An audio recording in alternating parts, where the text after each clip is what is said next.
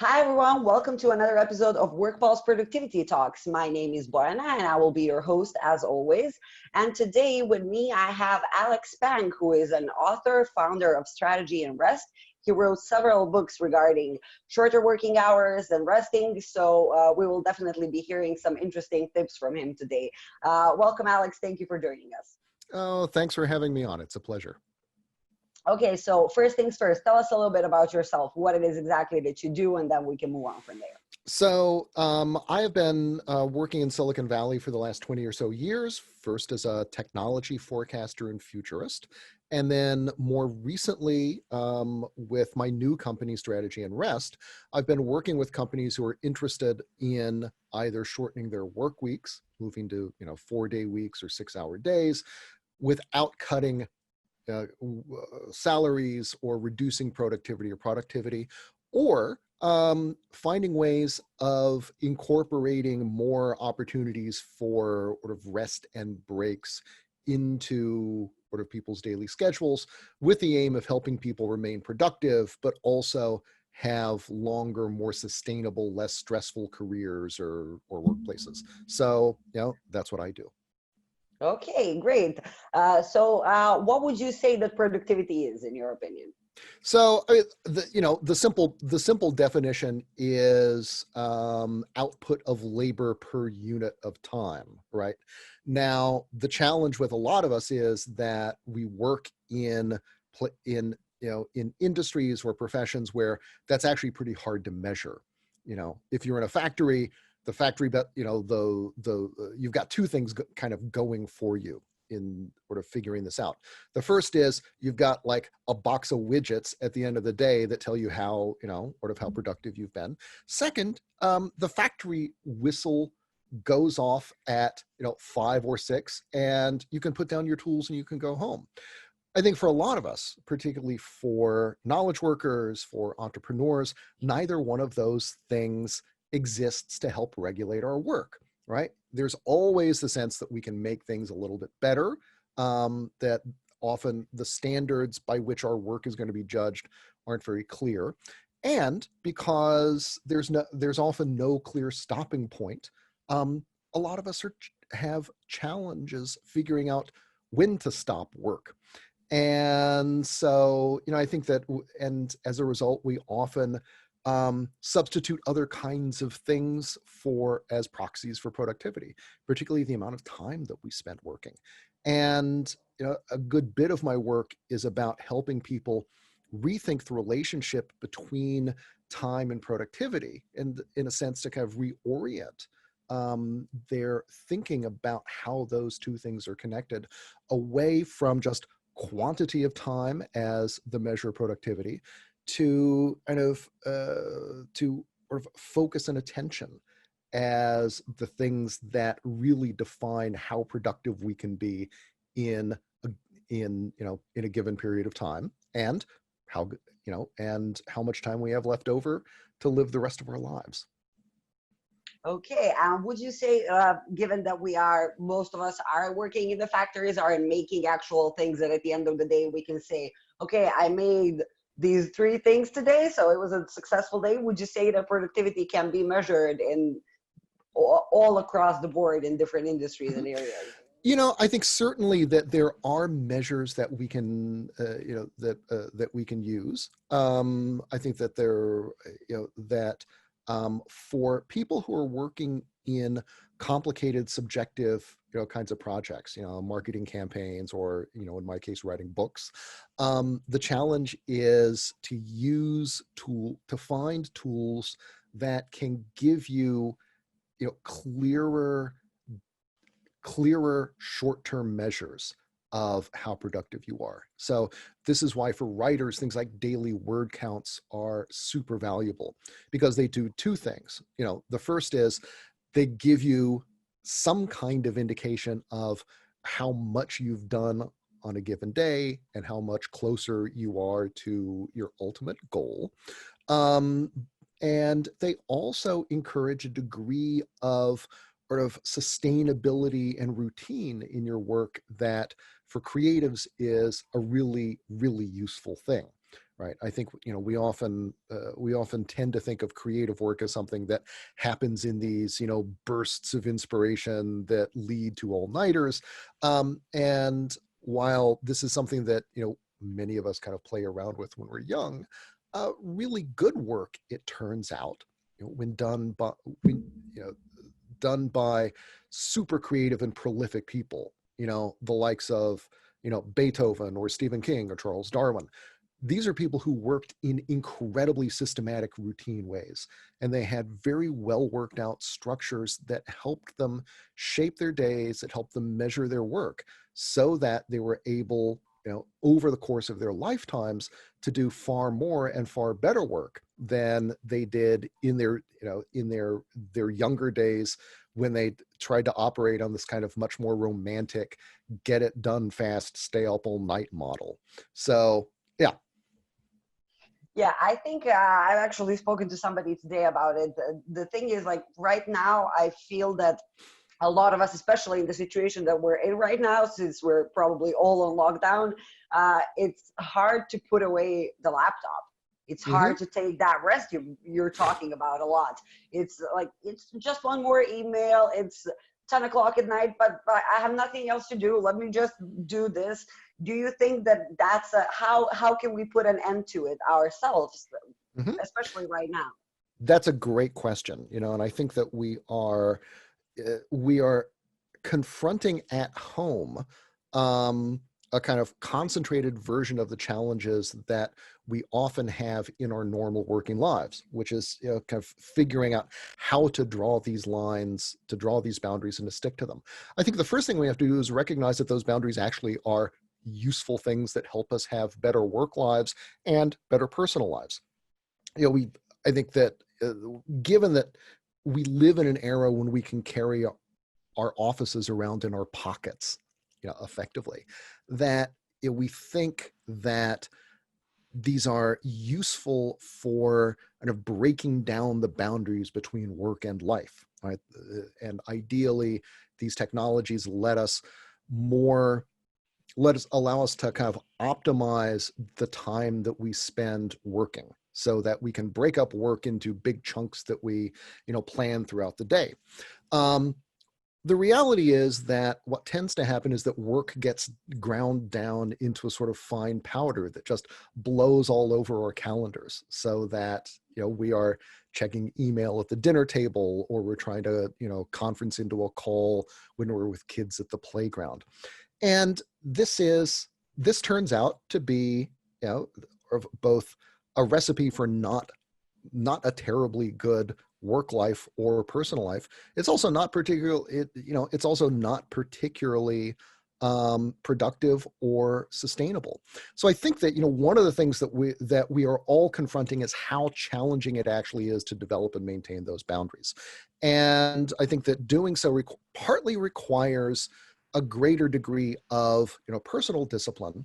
But I think that it's also really important to recognize that organizations and kind of organizational culture play a critical role in supporting that. So in my new book, which is about companies that have moved to 4-day weeks or 6-hour days, all of the successful companies have daily routines that, or daily schedules, in which everyone will spend a couple hours really focused on their most important, of highest value work. During those periods, you can be a little antisocial. You don't have to answer the phone. Your colleagues aren't going to come by with just that one quick question that turns into a 15-minute conversation that derails your focus. Everybody has permission to really be heads down.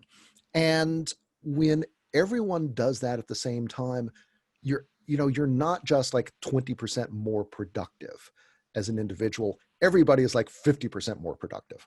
And so, one of the interesting things that I'm seeing with, in the last month or so is companies replicating versions of that, or discovering versions of that, for people working at home, right? They're discovering other kinds of practices that the companies I studied in my last book also, were using to figure out how to do 5 days worth of work in 4, to figure out how to make company culture more focused, more resilient, to help people have better lives. And so, I think that's, it may be that these will be good things that sort of that come out of this kind of grand pause that that we're all living through. And then in terms of other things that we can do, I mean, I think that, the lives of creative people in successful organizations teach us that routines actually are really valuable things, right? That they both allow us to deal with the small things that we need to get done in our days, but they also kind of counterintuitively serve as a sort of springboard for creative thinking and creative action. We think of creativity or intuition as somewhat unruly, unpredictable things. And it's difficult, and it is in fact difficult to know exactly when they are going to strike. But psychologists and neuroscientists have learned a lot about the kind of conditions under which they happen. And it turns out that having a good daily routine, especially one that has both periods of intensive focused work and periods of rest, are a great breeding ground for sort of new insights, for ideas, for kind of for sort of breakthroughs that you don't have just sitting at your desk grinding away at a problem. And so my other hope is that maybe one of the things a few of us are discovering is that having these periods, having these of rest, of sort of a little more leisure in our days, maybe also actually helps us be more effective in ways that that someone like that Charles Darwin or Winston Churchill would recognize as being parts of their lives. Yeah, I get that totally. At some point, I think it was about maybe a year and a half or 2 years ago, I was working at this other company, and I was doing something that was very, very intense for me. It was something new that I was learning, and I was stuck. At some point, I was stuck. I had no idea where to go. Mm-hmm. I just stood up from my desk, went outside, and rested for a bit on the balcony. And all of a sudden, while I was there, it hit me. And that's when I realized that it really helps me to get some rest. It was sort of like an epiphany for me, like a completely new thing. Yeah. If I get rest, it's going to be easier for me. I always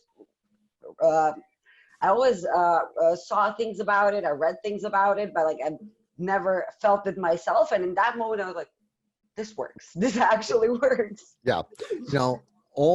Almost everybody who takes rest seriously, who builds routines that balance work and rest, have those kinds of moments, right? There's, some particular thing that, that they solve, some insight that they see that makes them think, actually there is value here. And this is something that I can work into my daily life, my daily working life, that will make the work go better, and help me work better. So good for you. Yeah. When companies approach you for your consultancy services, do they usually come in with, okay, we want shorter weeks, or do they usually come with, we need help, we need to increase productivity, we need to change something in our organization in order to get better? Right. There's been a little bit of a shift from the second, a general sense that we've got to do stuff to to the first, that we're interested in 4-day weeks, partly because there's been, a lot of press in the last, year or so about companies that have been doing this and have seen really good results. But I think that I also do stuff with organizations or, kinds of professions where simply shortening the work week isn't really an option. And so, in those cases, you have to think about other kinds of strategies to build, that companies can use to sort of build in more rest and more time for recovery. Okay, and for all the managers and business owners who want to increase productivity in the workplace, who want to do something about it, what would you say is the first thing they need to do? What's the first step? Well, I think that there are studies of multitasking in the office, distraction, or of the amount of time that we spend in meetings that indicate that we waste between 2 and 4 hours of productive time every day. So, I think that we are very accustomed when we talk about making changes in organizations or making companies more effective, to think about stuff like implementing new technologies or changing around office design to make spaces more inherently collaborative or exciting. But we can apply those same kinds of tools, that same kind of design thinking to redesigning time, to redesigning the workday. And there are great opportunities for doing that are lying right in front of us. So I think for companies that want to go this route, the first thing that I recommend is redesigning your meetings, because nobody really likes meetings. Certainly, nobody likes badly run meetings that they have, where they're wondering, why am I in this thing? Why isn't this an email? And why is everybody else, they have their hands under the table and they're checking their email and they think that no one can see that. But so almost every company has some sort of hour-long, weekly all hands meeting or that they can just eliminate or cut to an email or maybe a 5-minute stand-up at the beginning of the week. The other thing that companies do is they make meetings shorter. They make meetings a lot smaller. You think a little bit more about who really needs to be in the room, and you make them more action-oriented, right? You hold a meeting when you have a decision that needs to be made by a group of people, and that's when you do it. I know one company that has a particular space. They have they've got a set of really comfortable couches where they will entertain guests and pitch new clients. And then they've got a little table with some very uncomfortable chairs where they hold their meetings, because they don't want the meetings to be very long. And the space helps reinforce that. So the other important thing that redesigning meetings show is that collective action has an awful lot of power when it comes to helping people be more productive. We often think of productivity as something that is a kind of individual responsibility, right? Productivity is a bit like, your productivity is a bit like your, how fast you can run a marathon or something, right? It's about your strength. In reality, productivity in the office is about what people are able to do together, supported by norms and culture and tools that help reinforce that and augment it. And collectively working on making meetings better is a powerful early example of the sort of collective nature of attention and productivity in action.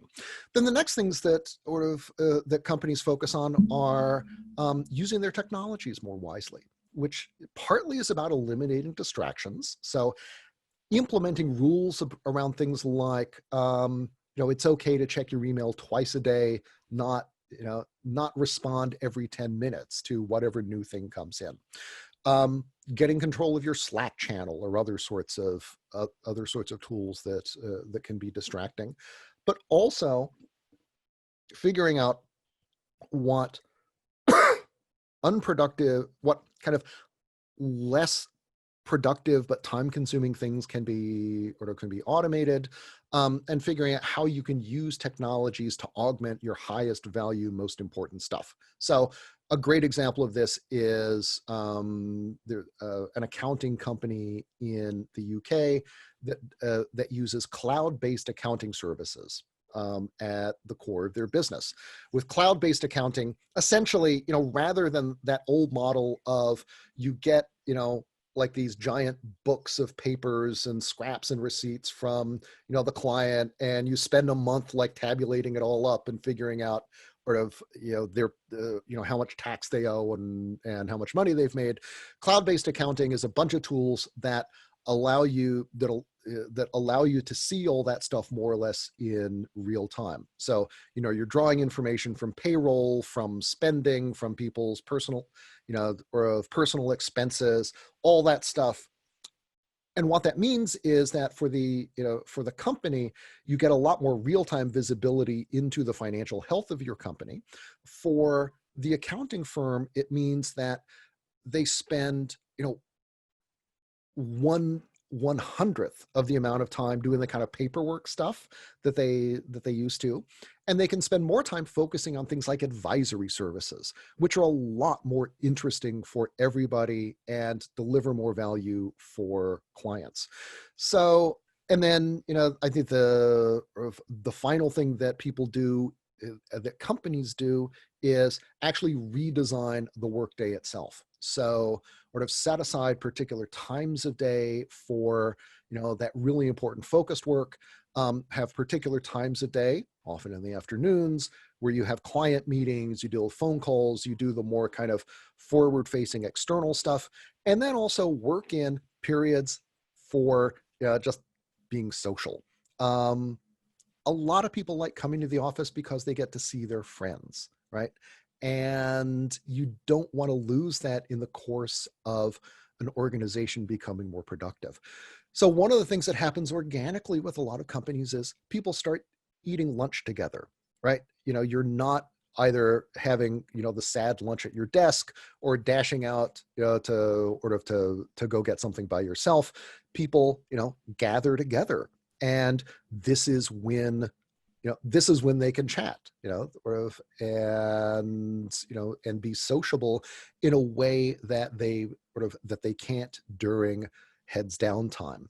And so, and that allows for both more focused work, but also better social time. So it turns out to be, sort of a win-win on both of those counts. So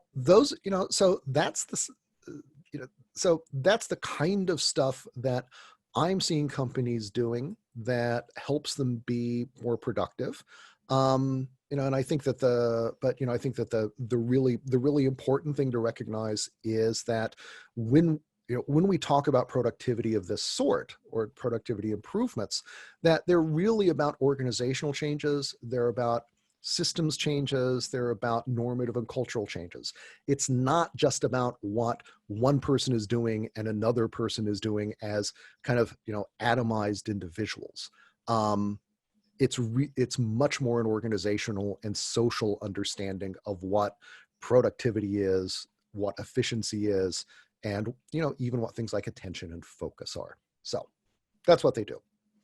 Yeah, but I guess that managers, at least a portion of them, have issues. They want to do something. They have an idea on how to improve productivity, how to do this or that in the workplace, how to change this system.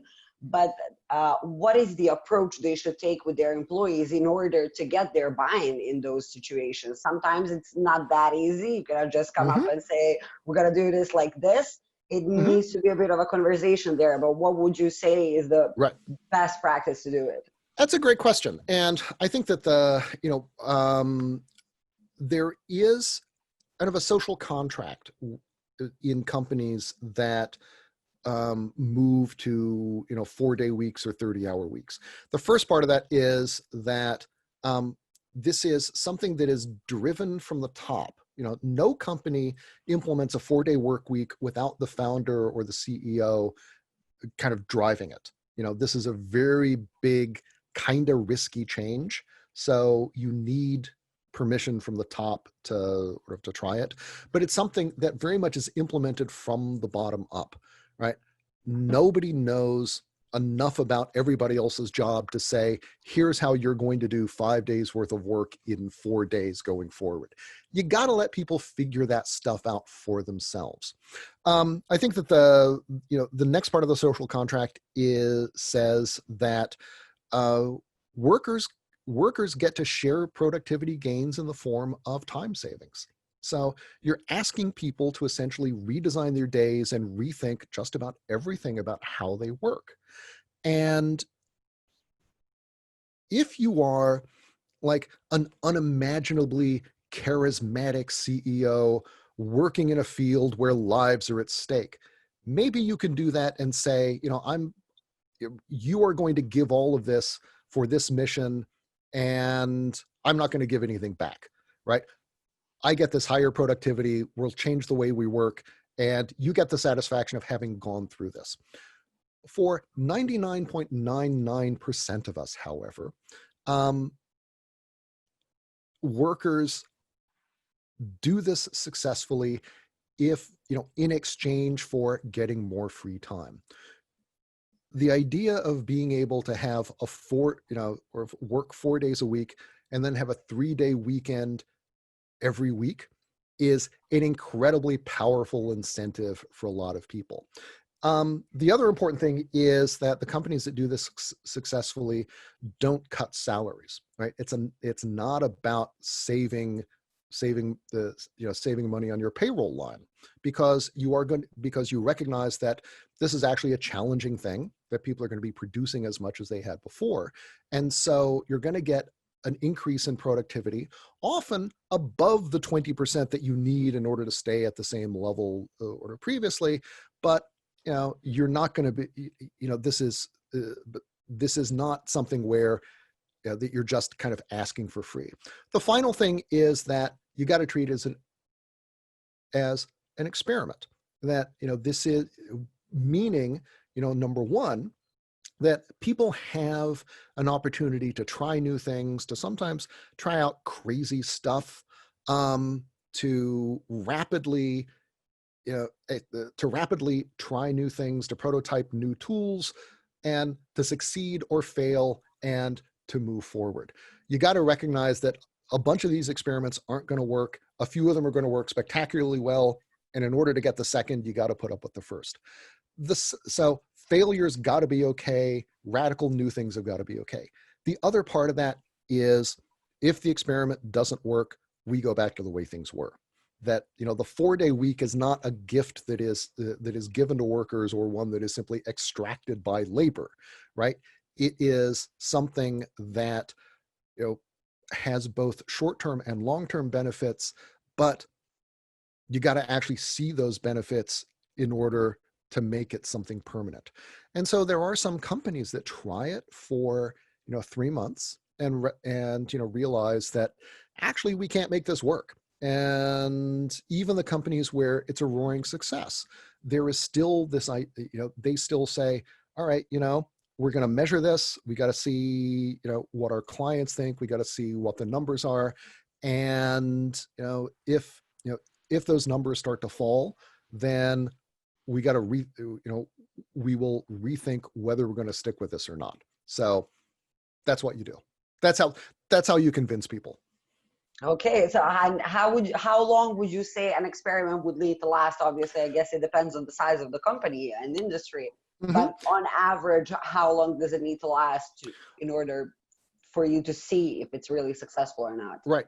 On average, an official trial period will last 90 days. That's, I think, 1 quarter is generally, it's an easy period to get, for people to get their heads around.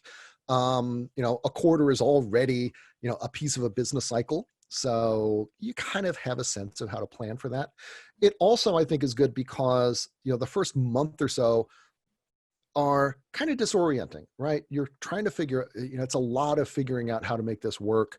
People often go through a phase of wondering if this is going to succeed or not.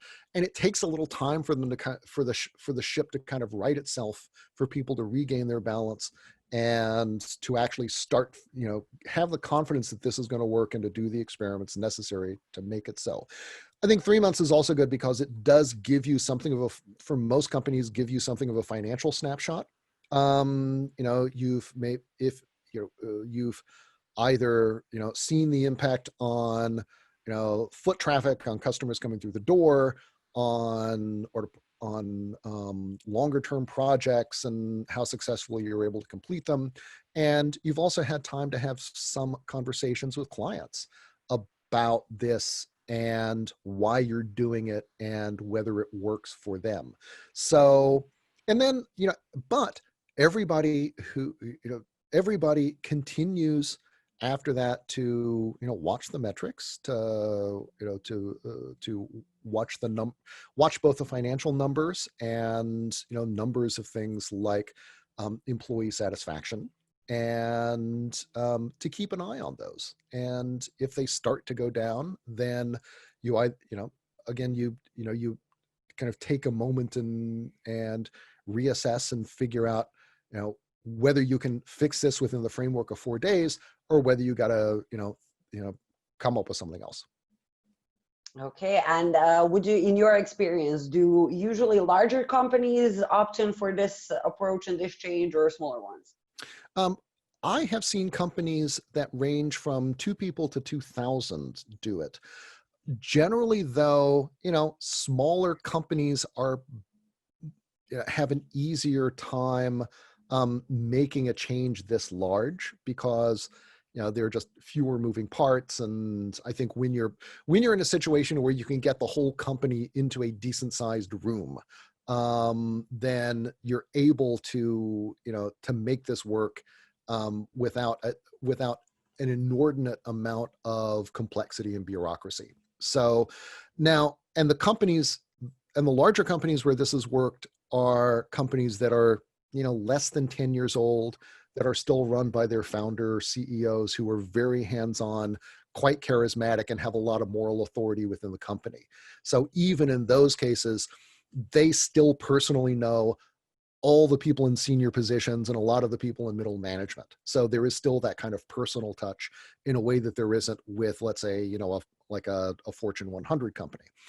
That is not to say that much bigger companies couldn't do this. In Korea, one of the chaebols, S&K, has been experimenting in a couple of their divisions with 4-day weeks, with the idea that you figure out how to make it work here, and then maybe you can roll it out. Those lessons can be adopted in another part of the company, and it can be rolled out over time. And indeed, when the Ford Motor Company in the 1920s went to an 8-hour workday, right? They were the first really gigantic company to do 8 hours, 5 days a week. That was a process that actually took them 3 years, right? The story usually is told about the factory line, the big factory line shifting in 1926. Well, they'd actually been working for the last 36 months in the paint department, in shipping, everywhere else, figuring out how to make that work. And so, the assembly line was the last, largest, and most complicated part of the company. And Ford at that point had like 100,000 people working in it. So, if they can do it in 1926 with 1926 technology, I think, a very large company can figure out how to do it today.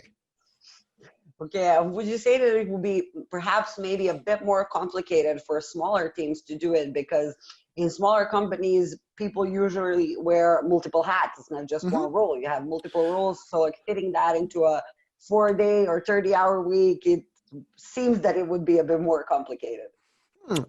That's interesting, but I think that it would. The honest answer is that we don't yet know enough to be able to say definitively, right? I think that the fact that most of the companies who've done this have fewer than 100 people, and many of them have 10 or fewer.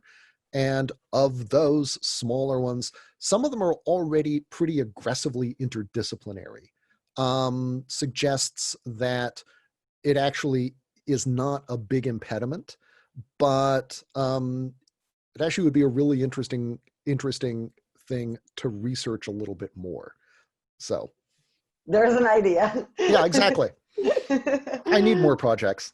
Okay, and how did you even get into that space when you realized that getting more rest and doing things that way and getting shorter weeks is something that's going to bring out more productivity to the people? Well, I discovered the value of rest the hard way, like actually everybody does. I had been working for about 10 years or so for a consulting company here in the Valley, and was, it's the sort of work that's really interesting, but you're always like one half project behind. I was spending a lot of time on planes. I was increasingly feeling like I was close to burning out. And so I was lucky enough, though, to get a sabbatical at Microsoft Research Cambridge, one of Microsoft's laboratories in the UK, and I spent 3 months there. And about halfway through, I had this epiphany where I realized I was getting enormous amounts of stuff done. I was having great ideas, but I didn't feel the kind of time pressure that I did here in California. And it made me think that, maybe our assumptions about the relationship between time and productivity, that in order to do really great work, you have to engage in these like enormous Herculean acts of self-sacrifice. Maybe that's actually wrong. Maybe it's totally backwards, that, in fact, to do the kind of work that we are really passionate about and that can bend the arc of the universe toward justice, maybe we need to rethink the relationship between between work and rest, to think differently about how our passion for our work gets expressed over the course of our days and over the course of our lives. And so that experience was what set me on the path that eventually led to writing Rest. And then after that book came out, I started seeing companies that were sort of putting the lessons of rest into practice by shortening their work weeks. And once I started digging in there, I discovered that, these actually are not just the sort of like, little creative enterprises that you might expect, right? Like advertising agencies or design firms, places that have a lot of autonomy, and also places where like a distinctive work culture and work style is sort of a calling card.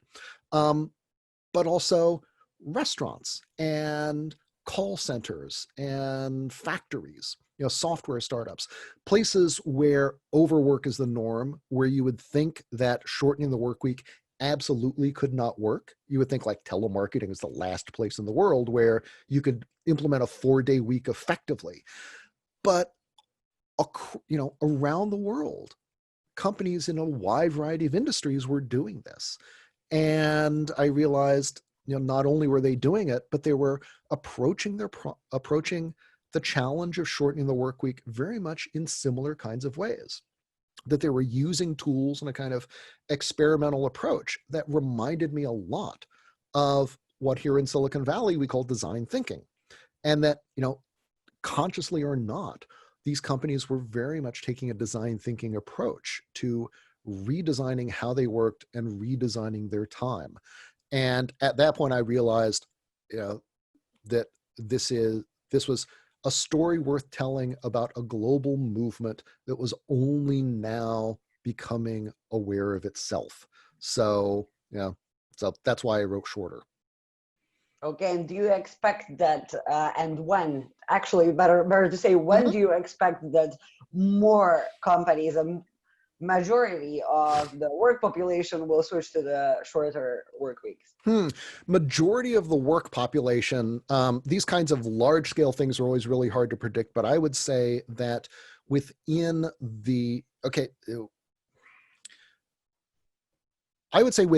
10 years or so, that the majority of people in Western nations will be able to work 4-day weeks or 30-hour weeks, some variant of that sort. There's a great, that classic essay a century ago by Bertrand Russell about, that predicted that we could all be working, 15 or 20 hours a week by now, had this great line about how that was only one possibility, and that the other future was one in which technology allowed either for leisure for us all or for overwork for a few and starvation for many. We've chosen what's behind door number 2, but we actually have the technology that could allow us to switch over to a 4-day week, but we've just buried it under bad practice and a kind of culture of overwork and a love of, and a belief that we have to extract long hours out of our workers in order to be profitable. Since I finished the book, I had looked at a little over 100 companies there. I have since found another 70 or so that have adopted shorter working hours just in the last, or if basically in the several months right before the lockdown.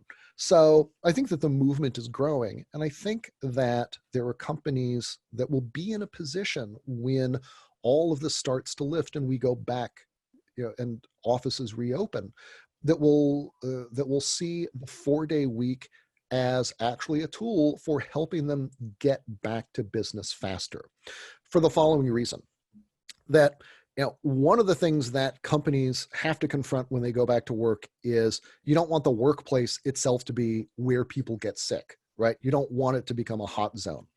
For something like a virus, how do you do that? One of the important things you do is engage in, kind of social distancing, just as we're all doing now on a massive scale. There were sort of architecture firms and office design companies that are sort of prototyping things that we can do, looking at ventilation, improvements in ventilation systems, in the flow of people around offices, in this office spacing to help promote that. But it's also something that you can achieve by redesigning the work week. So, a number of companies moved to, when they shortened their weeks, moved from 8-hour work days to 6-hour shifts, but keep the office open 12 hours a day. So this is popular, for example, with government services. What that means is, and that's a win-win, because you've got fewer people in the office at any given time, which means social spacing is easier. But it also means that you are more available to your customers, right? People can, if you're open from 7 a.m. to 7 p.m., people simply have more opportunity to come in before work or after work. And this is true for government services. I've seen auto repair shops do this, other retail establishments. The other thing that companies in my book do is combine 4-day weeks with flexible and remote work. And some of them, they'll have overlapping schedules where half the company is in Monday through Thursday, half is in Tuesday through Friday. So the front-facing part of the company just looks totally normal, even though individuals are working fewer hours. If you combine that with a schedule for flexible work, you can pretty quickly get to the point where you've got, at any given time, 50% of your staff in the office, right? Which can be enough for a critical mass for meetings, for dealing with clients, et cetera. But again, which allow for enough distance so that nobody gets sick. The other important thing about the shorter hours is that people who work 4-day weeks or 6-hour days are better able to take care of themselves, because you can cook again. You've got more time for exercise. People generally are healthier, which which these days I think is something that whose value you really don't have to question. So and finally, I think that the skills in remote work, in having meetings online, a shift toward becoming more familiar with doing interviews and sort of pitches to new clients over online systems, rather than having to get on a plane and fly 2 hours for a 1-hour meeting and then fly back. These are things that we actually are learning to do in the lockdown that we could bring back into our quote unquote normal working lives. And that will all, and that we actually are developing a set of skills now that can help us move to a kind of work life and working schedules that give us more flexibility, that help organizations be more resilient, and that allow us to be productive even while we're being safe. So, end of prediction. Yeah, that's the thing. I think that this right now will help more companies realize that remote work and flexible work isn't anything to be afraid of, that companies can still function this way, because even though remote work really grew in popularity within the past few years, it's still not a norm everywhere. Not Right. everybody allows it. A lot of people are against it. They think people will slack if they work from home and so on. So I think Exactly. this is really helping establish that mindset in the eyes of employers that, look, this can work. So Yeah. maybe like coming back into work with shorter hours in order to achieve that social distancing and everything, maybe we'll be able to see a quicker shift, a quicker adoption of the shorter weeks as well. I certainly hope so. And, there is an enduring challenge in companies that have flexible work policies or work from home programs who actually have been, enthusiastic about them and have wanted people to use them, that uptake even in those companies has been much lower than people would like, with the result being that, for example, working parents are, a lot more likely to struggle to leave a company than their childless counterparts. And what has tended to happen, and where these things have foundered, have been around kind of cultural norms around being in the office. There is this enduring sense that, that you've got to do like extra work if you've got one member of your team who's working from home, or that, how can you really be sure that they're getting stuff done? That, for all of our for all of our advances in technology, for all of our capabilities to work remotely, there has still been this enduring suspicion that people who do it really are kind of slackers. On the other hand, when you yourself are working at home, you have to do twice as much work in order to remain visible to your colleagues, to make sure that your manager knows what you're up to not be an inconvenience to the system. And I hope that one of the things that happens as a result of this is that a lot of companies and managers at the companies recognize just both how challenging this is, but also how viable it actually is, and that those suspicions will largely go away. Yeah, so I think that's something that's likely to happen, even as we appreciate being able to get back into the office and get back to seeing people. That we will know that we can work flexibly and we can make flexibility work. Yeah, we have been sort of flexible before this. We have work from home policy, so people can go out and work from home whenever they Yeah. feel like it. So that was a good thing that we were sort of used to this type of thing. But of Mhm. course, now obviously there's more pressure on it because of the whole situation.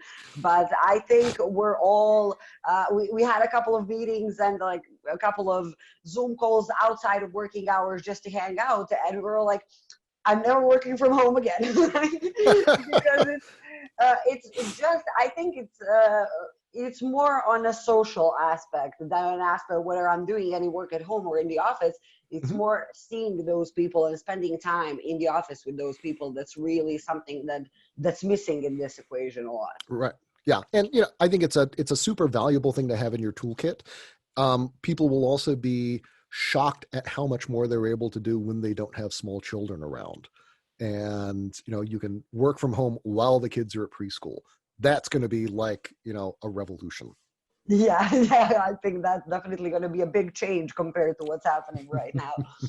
Okay, so yeah, that would be all on my end when it comes to my questions. I don't know if you want to add anything, if we forgot to mention anything.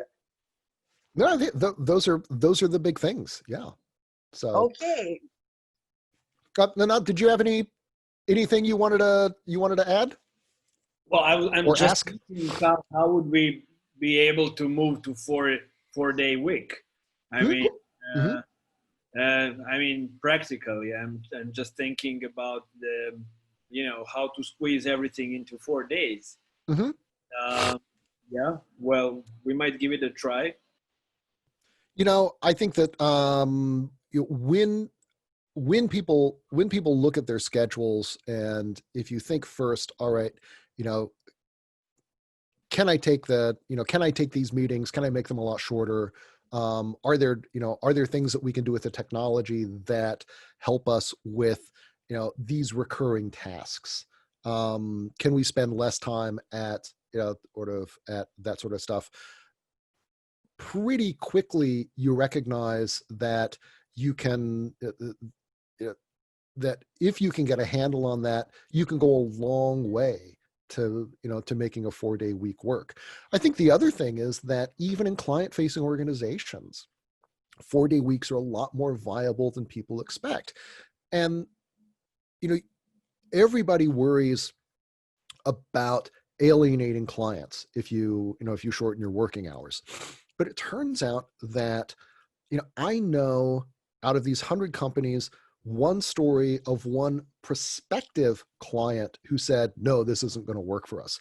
Everybody else was totally supportive of it, partly because, especially if you're working in an industry where you've got project deadlines that are fairly long, and, you're hiring people because they're experts, and they have expertise that they will apply most effectively with a measure of independence. Doesn't really matter whether they work 4 days a week or 7, right?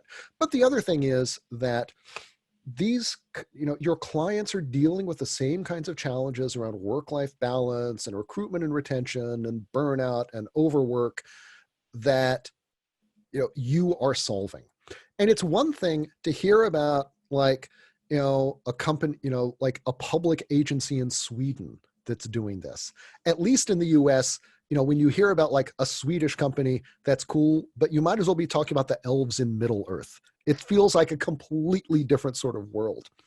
If, on the other hand, it's one of your vendors, if it's a company who you understand, who understands you, who you've worked with for a long time, if they do it, that's really close to home.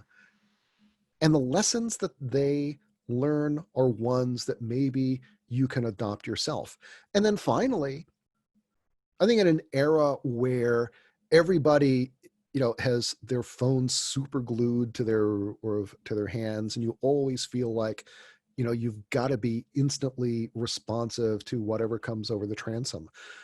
Actually having a company say, we're not going to bother you on Fridays, feels a little bit more like a break than a problem. It feels a lot more like a good thing that they're doing for you than, an abdication of responsibility. So for all of those reasons, clients are a lot more supportive of it than I expected when I started work on this book. So, and then, if you want to talk further, I'm happy to do so. Thank you for joining us. We're really grateful. Oh, you bet. No, this has been a lot of fun. It's been a real pleasure. Thank you. Yeah, and on my end as well, it's been a pleasure having you as a guest here. And thank you everybody for watching another episode of Workpuls Productivity Talks. And I'll speak to you soon. Bye.